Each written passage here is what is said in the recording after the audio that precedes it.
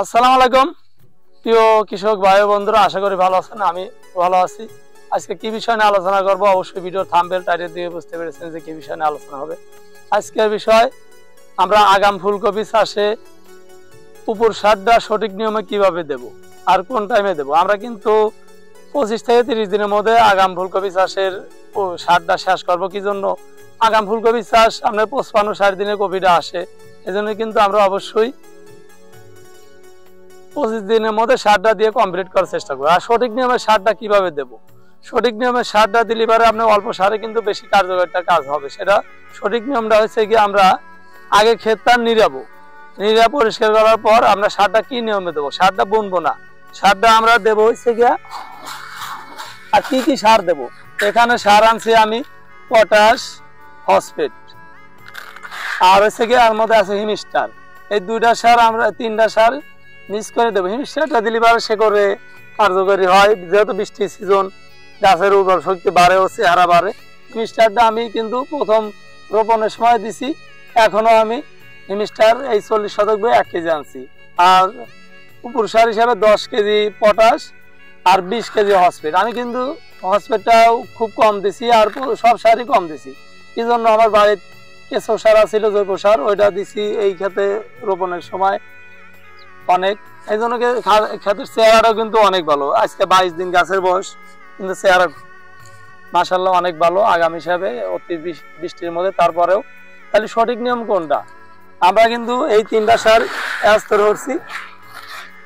আর urea সার আর দস্তা সার ওরা কিন্তু আমরা পরে দেবো, এইটা দেওয়ার 2-3 দিন পরে। তাহলে এই সারটা কি নিয়মে দেব দেখুন। এই যে আমরা কিন্তু এই সারটা কিন্তু আমার পুরো ক্ষেতটাই দেওয়া হয়ে গেছে, এইটুকু রাখছি খালি আপনাদের দেখানোর জন্য। আমি অনেক ভরে আছি। এই যে 2 গাছের মাঝখানে সারটা দেব, এইভাবে এইভাবে কিন্তু 2 গাছের মাঝখানে আমরা সারটা দেব।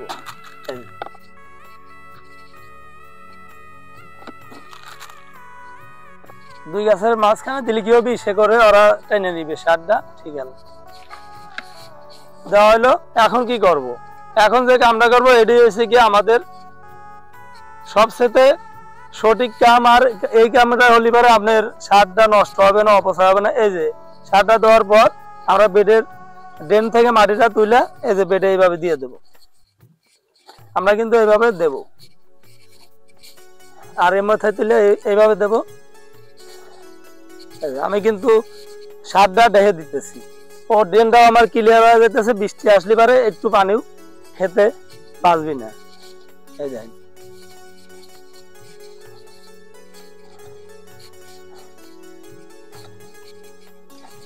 এই নিয়মে ইনশাল্লাহ অবশ্যই আপনারা পরিচর্যা করবেন, সারটা দিবেন 100% কাজে লাগবে। তাছাড়া কিন্তু আমরা যদি সারটা বুনে দেই, এমনি ফেলার ব্যাপার দেই উপরে, তাহলে কিন্তু দেখা গেছে যে 70% সার আমাদের খেতে লাগে আর 30% সারই যাইছিল। আর যদি দেওয়ার পর বৃষ্টি বাদল হয় তাহলে তো পুরো সারটাই নষ্ট।